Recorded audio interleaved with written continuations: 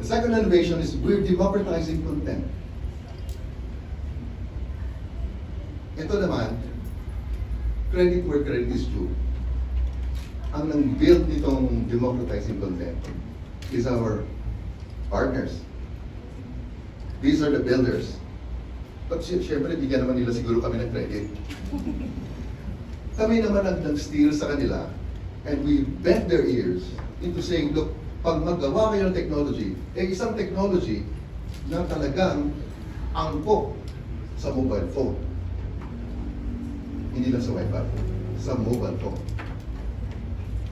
And I was relentless with that. I was unrelenting with that.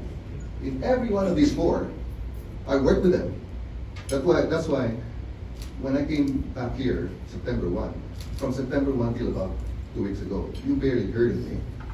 But that was because I was hard at work in making all these things happen. So, I bent their ears, and so therefore, wala.